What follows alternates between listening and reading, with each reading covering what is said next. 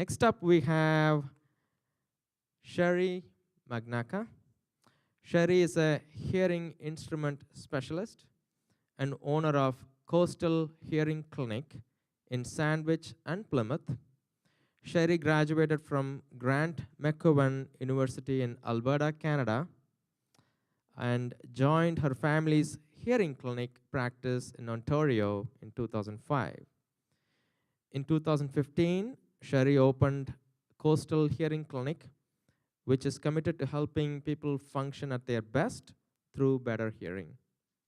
For over 10 years, Sherry has been a proud supporter of the Starkey Hearing Foundation, of which she also participates in hearing missions around the world in their noble nonprofit effort, which is very commendable. Today, Sherry will speak about your hearing and what to do about it in terms of preventing damage to hearing and preserving what hearing we have left. So without further ado, Sherry Magnaka.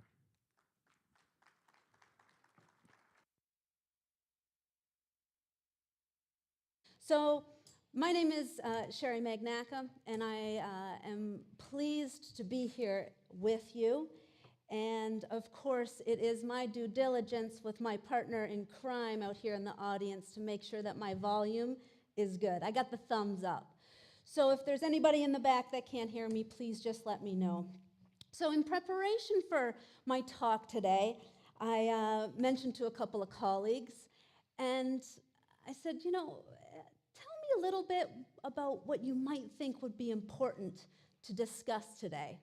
Because I get the liberty of speaking to a lot of community events and people, and one of the persons that responded back to me the fastest was my mother, who has had her hearing clinic for 40 years in Canada.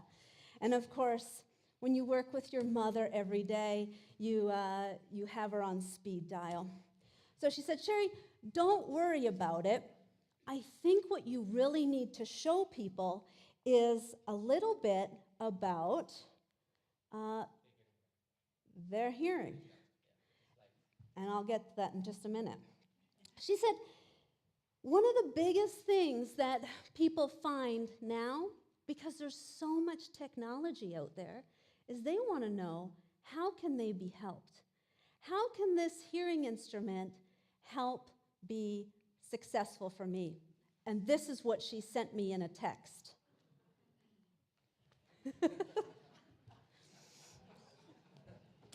I said, is this what you've got? This is the best you've got? She says, yeah. For 40 years, this has been one of the prime factors that we've always worked with.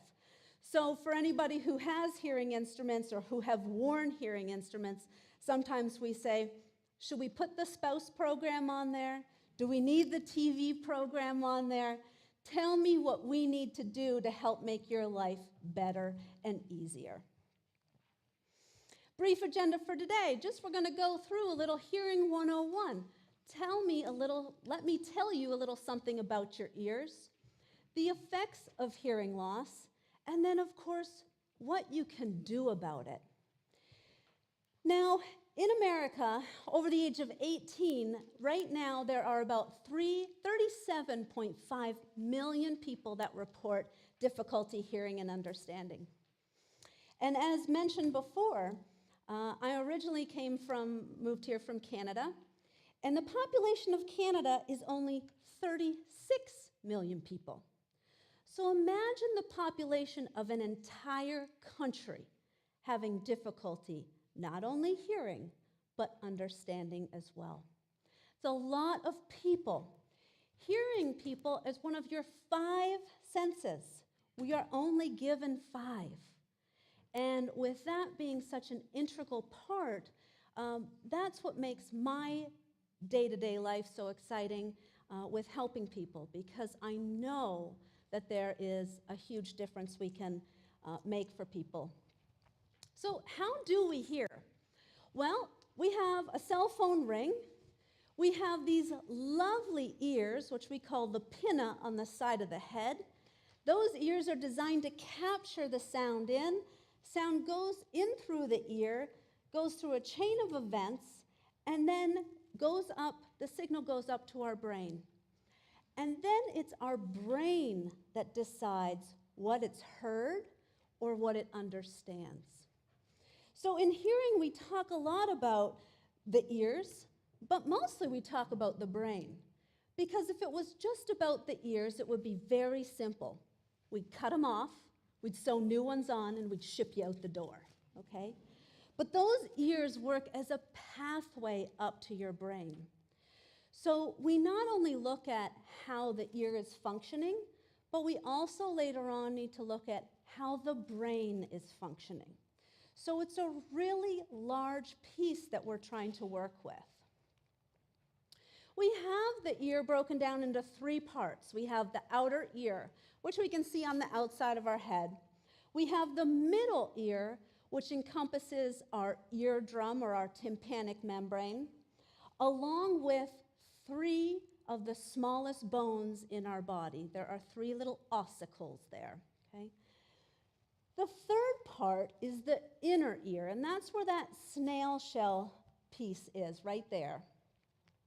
So as the sound goes through our ear, it sets off a chain of events. It vibrates the eardrum, which in turn vibrate those little ossicles, which in turn, through fluid, send the signal into the cochlea so that that signal can be sent up to the brain and for the brain to understand what is going on around us. There are a couple of types of hearing loss, and really it's not quite black and white, but it's pretty close. So we have a conductive hearing loss, which a lot of people can experience excessive wax buildup, ear infections, a head trauma, perforated eardrums, okay? By a show of hands here, how many people use Q-tips? Wow, in their ears. Okay, less hands went up. Okay, good, woof. They tell you don't put anything smaller than your elbow in your ear. Why? Well, because that pushes more wax in. It can cut and damage your ear canal. We always put the Q-tip in and go, holy smokes, look at all that wax. But what came out, there was a lot more that went in, okay? So it can be a very simple way to clean the ears, and we can always get into that a little bit later. But we want to be careful not to use things like Q-tips. So a conductive loss would be something that the sound can't get through. So there's kind of like a closed door. So if I open the door, the sound can go through. If I close the door, the sound gets stopped. So we're looking for that, and there may be an easy solution to fix it, all right? And it would happen in the outer ear or the middle ear space, all right? And there are certain tests in our office that we can perform to see, hey, is it a conductive hearing loss? Yes or no? This is how we might want to go ahead and fix it. The second part is a sensory neural type loss. And that is something that is affected with medications, genetics. I talked a little bit this morning with Julie about diabetes and heart and circulatory disorders. Even medications. Simple things like too much aspirin can affect the ear. They are ototoxic, chemotherapies, some radiations. And the ear as an organ is one of the smallest organs in your body. So it's one of the first organs that will start shutting down. Hold on one second. Sometimes we can have a combination of some sensory neural aspects of hearing loss, and other times it can be combined with the conductive factors. So we have to really kind of break a lot of those issues down for certain individuals. And that takes place in the inner ear or in the cochlea. When damage has been done to the cochlea, it cannot be reversed, okay? So that brings me into my next point here. In the cochlea, in that little snail shell part, we have healthy little hair cells, okay? And this is what they're supposed to look like. Over time, due to exposure to noise, ototoxic medications, not protecting your hearing, these hair cells start to get damaged. So I like to kind of explain it as though you've got a forest and all of a sudden a hurricane comes through and that forest gets damaged. We've experienced a little bit of wind in the last few weeks here, right? Then a couple of days later, another storm blows in. So we thought the forest was okay. We knew we lost some trees, but that repeated damage started to create more and more trees falling. So once we have damaged hair cells in our inner ear, in our cochlea, we have to protect it because otherwise the damage is going to come at a faster rate. Good rule of thumb.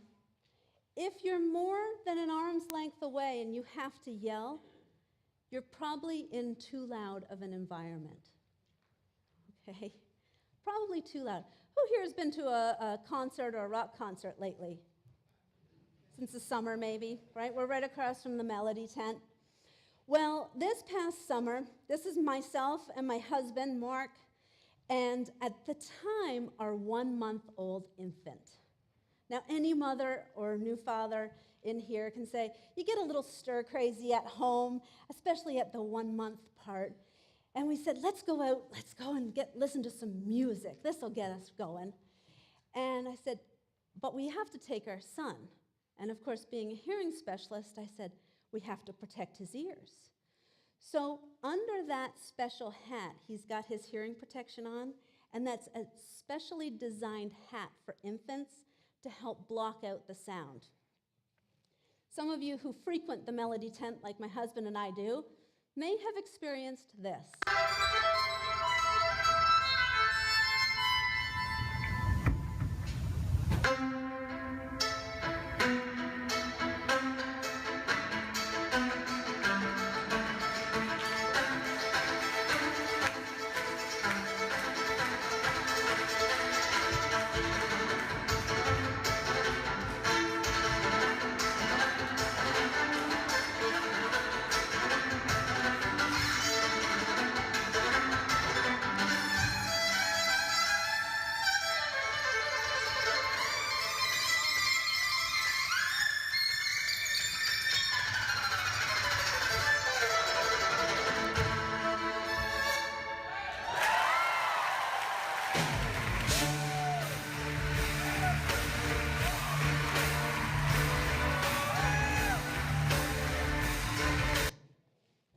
Okay, so who says, oh my gosh, you took a 1-month-old to a concert like that? The kids slept through the entire thing, okay? But for a lot of you, that was a really melodic moment, okay? A lot of high highs in music, a lot of low lows. And for some of you, you could hear that crystal clear. For others who don't realize that they may have some hearing loss, they miss a lot of that range. Of course, my son now, he likes to listen to music nice and loud, and he's 8 months, and he looks over at his dad when the music plays, and he just smiles. So that brings us to a little hearing protection, because the couple that was sitting beside us at the concert really gave us quite the look. Like, you're bringing a 1-month-old in here? And I said, yeah, he's got his hearing protection on, and I explained everything. I said, we have our hearing protection on, and I explained everything. And then I looked at them, I said, where's your hearing protection? Oh, well, we don't need it. Okay. So it's a small venue. The sound there is awesome. So we want to make sure we can protect it. There are all kinds of different things that we can use. If we need custom ones for musicians' plugs, if you're working around lawnmowers, blowers, whippersnippers, cutters, sometimes even a hair dryer is too loud and can do damage to your ears. I have a lot of dental hygienists and dentists that come in and say, gosh, I can't understand what my patients are saying. Right, because you've been dealing with those air drills and those buzzers and all kinds of equipment and tools that has damaged your hearing over the years. So protect your hearing. It's so simple. Remember, it's only one, we only have 5 senses, okay? And so if you're going out in the noise, you can come into our office, you can go to the CVS or Walgreens and get some hearing protection. It's very easy to prevent your hearing from going down. What to do? Protect your ears. Get your ears checked yearly so that you have a baseline check of where your hearing is. Did you know that if you're over the age of 55, you should have your hearing checked every year, regardless of whether you feel you have hearing loss? We don't want things to go missed. Have a healthy diet. Nicole's going to talk to you about how to integrate some great simple vitamins and minerals. We know vitamin D helps. We know zinc helps. We know there are a lot of delicious items up here that can help to preserve our hearing and our well-being. And get out and exercise. Right? Diabetes, high blood pressure, those circulatory disorders affect the ear. So we want to make sure that we're taking care of all of us. And not to mention, what I know has happened at some of these other wellness trails talks before, is have some awareness, some meditation time, some time to focus inward, reduce that stress. We want to think about whole body wellness. There are lots of effects when it comes to hearing loss. One of the biggest is communication. We listen, but we also watch for body language. You would think that I'm Italian because I talk with my hands, but I'm really not. But I know that if I don't over-exaggerate, then some people might misunderstand what I'm saying, and it helps me to give you visual clues for one of your other 5 senses that we'll get to today. Did you know that your hearing health has a direct effect on your overall health? Geez, Sherry, I didn't realize that. All right? Things such as fatigue, stress, tension, feeling embarrassed to ask somebody to repeat. It's not just asking somebody to repeat. I'll say, can you please rephrase that? Because clearly what I heard the first time didn't register. It went in my ear, up to my brain, but perhaps my ear isn't working the way it should be, so only part of the signal got up to my brain. So if you rephrase it to me, I might have a better chance of understanding. But do that 20, 30, 100 or more times a day, starts to take a toll on your own self-esteem. It starts to affect your family, your loved ones. I spoke to somebody earlier, and she's like, Sherry, I'm so afraid of I'm tired of being a repeat offender.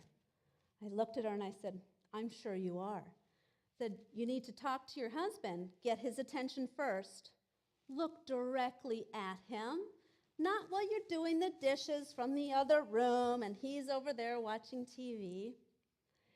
And the biggest key is you don't have to yell, but you just need to slow down the rate of speech by half, all right? So a lot of these symptoms can turn into embarrassment, rejection, and loneliness, and we really can prevent a lot of this from happening. Hearing loss is now connected with a lot of other health conditions, things like cardiovascular disease, osteoporosis, diabetes, falling, we all know smoking, all right, and dementia. Johns Hopkins has done a lot of studies with us over the last few years because we know that hearing is not just about the ear, it also affects the brain. And we know that if you're 50 and older having untreated hearing loss, you are more likely to develop memory issues.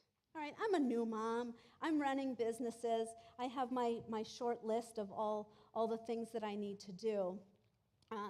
Sometimes my memory slips a little. But we need to be conscious of how this is affecting us.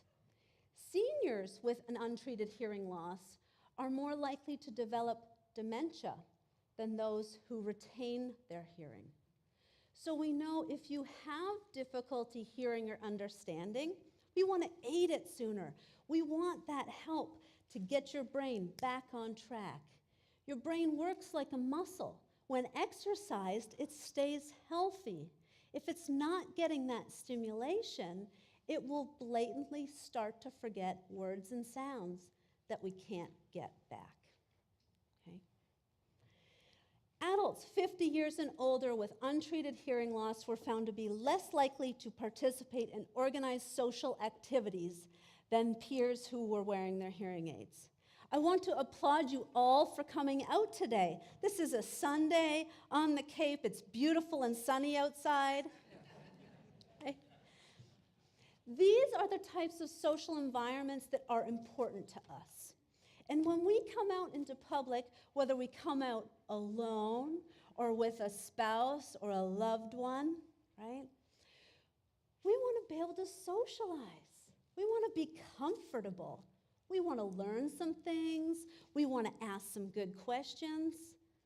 And next time you come to the Wellness Trails Talk, bring a friend with you, right? Help them to come out into an environment like this so they can have exposure, so they can be brought together with their peers, right? It's not just about yourself having a hearing loss. It affects your loved ones too, okay? How many people have said, oh, geez, I have to repeat that 5 times before he or she gets it, right? We know that spouses and family and loved ones are also having a lot of difficulty. The TV's good for her, but it's not good for him. We need to go to dinner, and he needs to sit in the booth because we need to have a nice big wall behind us so it blocks all the sound from behind and just keeps it up here at the front. So we're really trying to help the loved ones, family members, get through frustration, concern, confusion. Trust me, I work like a marriage counselor in my office a lot of days. He said, she said. Well, she said this, and I agreed to this. Well, what happens is the brain isn't getting that proper stimuli. So she'll ask or say something, you heard something else. It creates a problem. So this is something that we get to see every single day. So we spend a lot of time working with people so that they can understand what the effects are to not only themselves, but to their family also. How many of you, by a show of hands, experience tinnitus? A ringing, a buzzing, click, hum, crickets. It's a lot of people. Did you know, sorry, my microphone keeps getting stuck on my hair. Here we go. Did you know that there are 45 million people in the US that suffer from tinnitus? That ringing, buzzing, clicking, humming. And it usually accompanies a degree of hearing loss. So I talk to people and say, look, tinnitus or tinnitus, tomato, tomato, is like an auditory scar for your brain. So your brain has received some type of damage, whether it's mental, physical, psychological, and it's created now this scar. What you're hearing are those sounds being created. So your brain is saying, I've been hurt, I've been injured, and you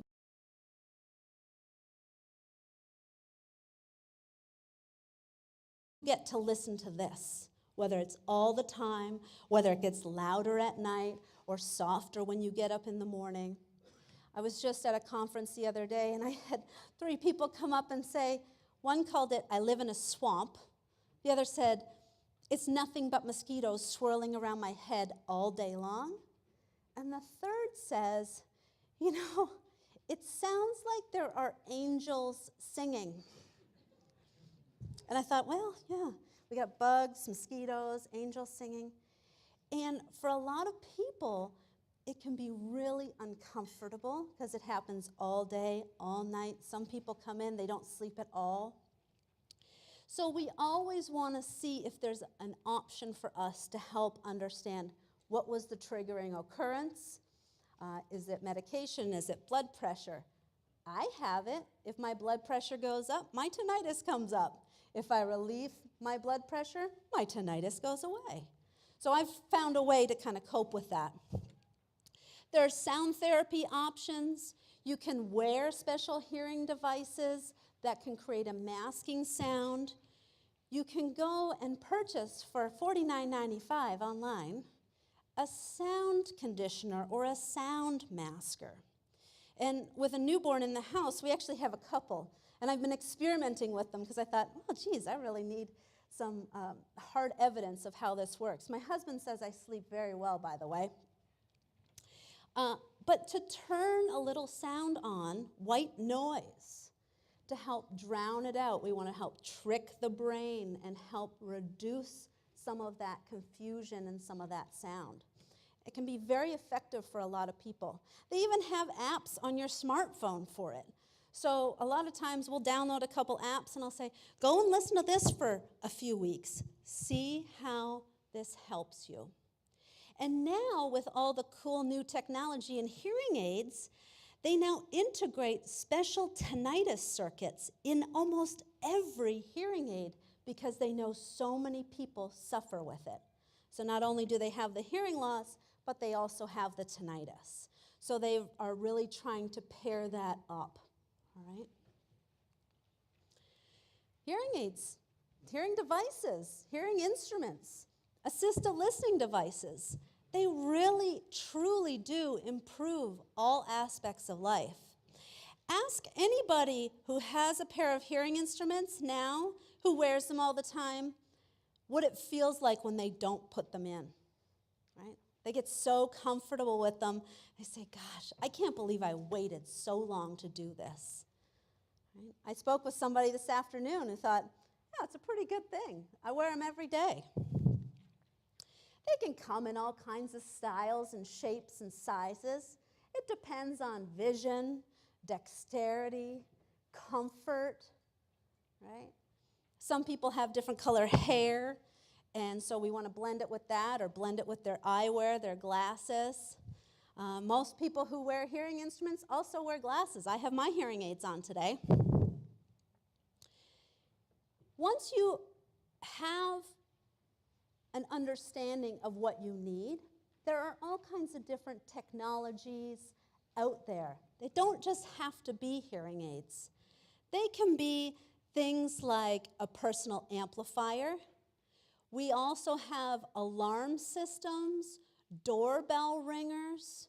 So a lot of people who have difficulty hearing, all right, when they're sound asleep and their smoke or carbon monoxide detector goes off, they can't hear at those frequencies. Do you think they're going to be able to get out of bed? Nope. If they're the only one in the house, that's it. So we have all kinds of different systems. This is a little mattress. I have a client who has profound hearing loss. He is the caregiver for his wife who has Alzheimer's. He has to care for her 24 hours a day, okay? She snuck out of bed the other day, jumped in the shower, fell. He couldn't hear any of it. And I said, we can help you with that. So we got a couple of these mattress sensors. We put one in the chair, one in her bed, and one in the lounger. And then it hooks up to his base system here. The light flashes or the pillow vibrates under his head when he's sleeping. We can set the alarm off. So guess what? When she moves, he's up. So he doesn't have to wear his hearing aids. He keeps them at the side of the table. But he now has that help. We got cool things like television amplifiers, even these phones, CaptionTel phones. So phones are difficult to hear and understand on because you can't see the face, you can't read the lips. You miss all of that. So they've come up with a really cool way, and by the way, the state funds these phones because all of you have been paying for it, that 25 cents on your phone bill since 1992, I think, or 1988, okay? They fund these phones. So if you have a degree of hearing loss, you can go into a hearing clinic, get verified, and we can send the application in, and they'll come and outfit one of these phones in your home for free. They've got some super cool accessories. Hearing instruments now are not just these big, brown, ugly things anymore. We have things like remote controls. These sync up to your cell phones, whether you have an Android or an iPhone. This is a wireless TV router, so it sends the signal directly to your hearing aids from the TV, no wires. So your spouse listens to it at one volume, and you have direct streaming into your ears. Then we also have these really cool, they just look like little black sticks here. They're remote microphones. So, Sherry, I have a lot of difficulty hearing and understanding in groups, restaurants. You know, I like to go out with my girls, we play cards, or I like to have coffee with my guys, and I just can't hear them. Okay, great. This is a very simple button. We just flick it on. We pair it to the hearing aids. You can put this on the coffee table or on the dining room table, and the voices from your conversation will go directly into that device and stream wirelessly into the ears. Who would have thought? So you're out, you're playing cards with the girls, or you're out for dinner with friends, and only that one person is a soft talker. You take that little lapel, you have them put it on their jacket, and their voice directly goes in there and goes straight to your ears. So easy. No buttons to push, except for just turn it on. You can even make things even more complicated, or easy, or cool, or fun. Stream it to your Apple Watch or your phone. Get your podcasts, listen to your voicemails, talk on the phone like you're a super spy, because you don't actually have to put it up to your ear, okay? It'll stream directly into the hearing aids, and we know it's dangerous driving and talking on your phone, so this creates a wireless connectivity. I'm from Ontario, Canada. It's illegal to drive with your cell phone. They just bumped up the fine from $150 to $500 per offense because we know it's dangerous. What if you don't have your hearing aids in, you have a profound hearing loss, and you're driving your car and you don't hear the traffic coming by or the ambulance coming down that you need to move to? So we've got a lot of accessibility with wireless technology, okay? Well, what's right for you? Go and get your ears checked. Go have an understanding of some of the things that are available, okay? We're here to help. We're not here to commit you to a hearing loss that you already have, but just have waited too long to come in and do something about it. It takes the average person 7 years to do something about their hearing once they realize they have an issue. 7 years. What if I didn't wear my glasses for 7 years? You all look beautiful. You're one big blur, right? Oh, yeah, let me try and pick that out. Do yourself a favor. It's very easy. At your visit, you get a lifestyle assessment. You get your ears examined and checked. You get recommendations. You can get fit with something really cool. Very simple, and you get counseled on it. Some of you, or by a show of hands, how many of you wear a Fitbit or an Apple Watch? Something to kind of keep track of our health and our wellness. Okay? Put those hands up a little higher. I want to see those. Okay, that's good. It's fun. You know, my husband and I do it. We compete all the time. Well, now they know that in your ear, we can track your blood pressure, we can track your pulse, we can track which plane you're on, we can track all kinds of health information. And in the very near future, all of this cool technology is getting integrated into the hearing aids. It's going to be able to tell us your blood pressure, your blood sugar levels, If you've fallen and you can't get up, the voice will come on and ask you, do you need us to call for emergency services? Some people have seen those little neck buttons. Yes, it's going to be right in the hearing aid. But this is where we're at now. Wall Street Journal just published this article just the other day on some of the new hearables. Instead of a wearable, we're now calling them hearables because we can track all of it through the ear. Just to give you a little tidbit, this is what it's like.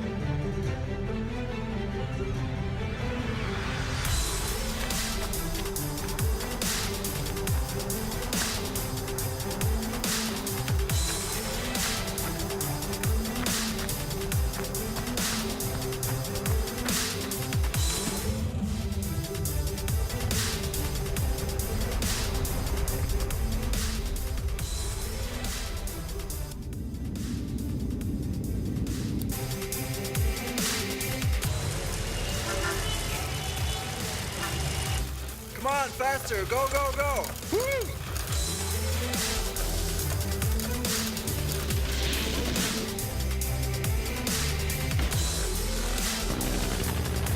Heart rate 170, speed 64 kilometers per hour, drop rate 367 meters. Pulse about 92, pace 4 minutes 26 seconds per kilometer.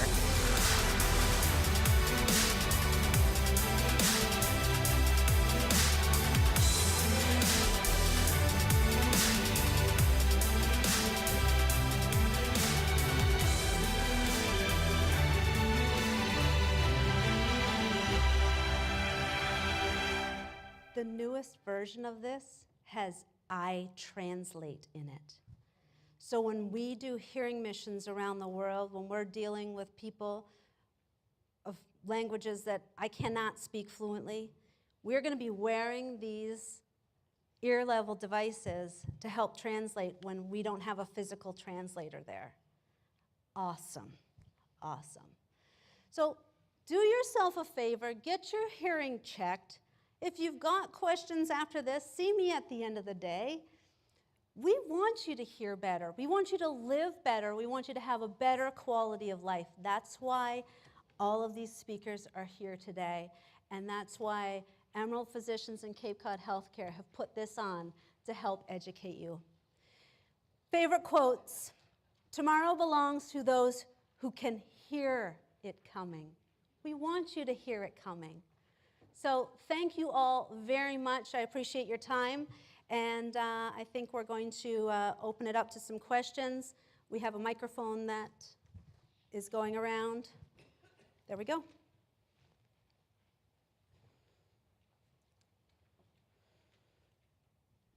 Can you damage your ears by using earplugs, the kind that you roll up and put in? Not usually. We only are concerned about the thinness of the skin in there, okay? So that you don't scratch or nick your ear. But as long as you don't have excessive earwax in there and you roll them up and pop them in, you should be okay. Yep.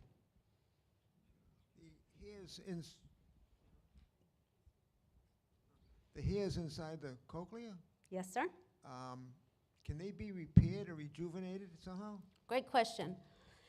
Those hairs do not rejuvenate like the rest of the hair does on our body. There's one fish in the African Ocean who can regenerate its own hair cells, and the scientists are going mad. They're going crazy to see if they can figure it out. I don't know if they'll be able to figure it out in my lifetime. So no, once you lose it, it's gone.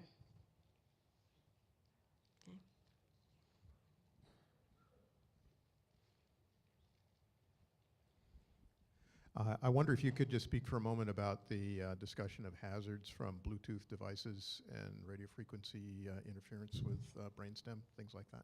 Sure. Well, one of the things that we talk about a lot, because I'm working with a lot of teenagers and kids and parents, is if somebody's wearing an ear-level device, if somebody over here can hear it, it's much too loud already, okay?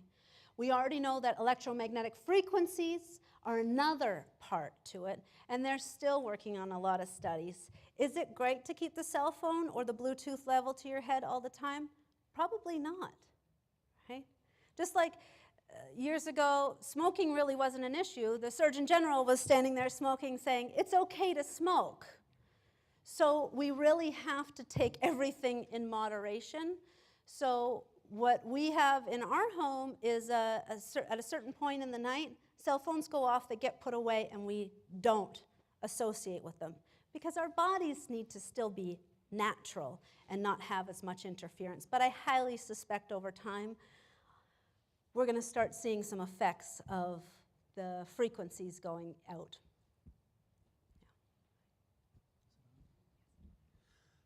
Cost. Is there anything in the future to help with some of the cost of this? Because insurance doesn't seem to cover much, and they're very expensive. That's right. So you're talking about hearing aids in particular. And they've really done a lot of research. They know that on an average, they spend about $500 million per year on R&D per manufacturer. We're about 5, 6 major manufacturers, and that's kind of their spend budget for the year. The problem is they don't fit and sell as many hearing aids as they do with TVs and microwaves, and that technology is getting better, but the TV and microwave technology isn't moving the leaps and bounds. So they have been recently working on here the OTC, the over-the-counter hearing aid law, which they have a lot of work to do because the process to get a hearing aid and put it on your ear, if it's not programmed properly, can actually do damage to your hearing. So the FDA is still trying to find out how they can help regulate that so people just aren't putting the aids on. But you know, you can go into some hearing offices and get hearing aids for under $1,000, upwards of $6,000 or $7,000. Insurance companies here in the US, some of them do contribute, some more than others, and so it's just creating a lot more awareness. We have access even in our own office. We help fit personal sound amplifiers, but it's under the auspice of us. So we know what you need, we know what your hearing level is, and we know how to fit you and follow up with you, because we're not just going to send you out the door and go, there he goes. So there are a lot of different options. And when I moved here to the Cape from Canada, our family practice in Ontario, we create a whole lot of options. I wanted to make sure that we could help fit people with an option, because they're coming into our office asking for help. And not always the most expensive one is going to be the end-all and be-all. We want to be able to see if we can find something for you.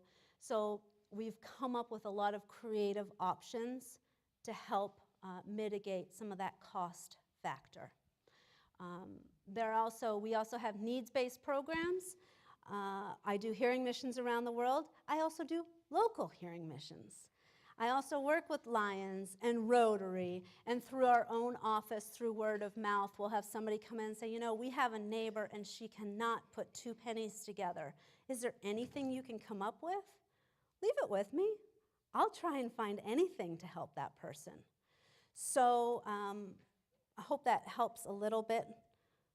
Hand in hand with that is reliability, because I've been to a hearing doctor, and I've been to a place that just seemed like a sales organization. That in terms of qualifications of people doing this, I don't know where to go to find how to decipher who's really quality provider. Sure. Quality provider, what I've learned here in my life of working in the industry, you want to feel comfortable with the person you're working with, all right? I always base my appointments or my referrals by a referral. I don't go and get an HVAC guy. I don't go through the phone book or go on my phone. I'm going to find somebody who can refer me because I want to know what their experience was like. So finding somebody that you trust is very important because this is one of your 5 senses, don't forget. So you need to be able to feel comfortable, have your needs and wants taken care of, and be given those proper options. And I'm happy to talk to you more about it as well. I have a meditation group of about 30 people every week, and a third of them are hard of hearing. And I was very interested in that device that you could pair to hearing aids. If something like that were set in the middle of the room and their hearing aid was enabled to be Bluetooth or paired with it, is that something that would work, or is it the space limited that it can project to? That's a great question, and I can probably come up with an answer for you. I just may have to think about that because different manufacturers have different proprietary technology. So there is a system called a loop system, which they install in almost every theater and most conference halls, so that if somebody has a hearing aid, we put it into the telephone coil mode, it goes on to T-coil, and it picks the loop up, and it directly does the same thing as all those other devices. So that may be a type of option, but I'm happy to see if we can find something that would work for you. Great. Thank you very much, everybody. Really appreciate that.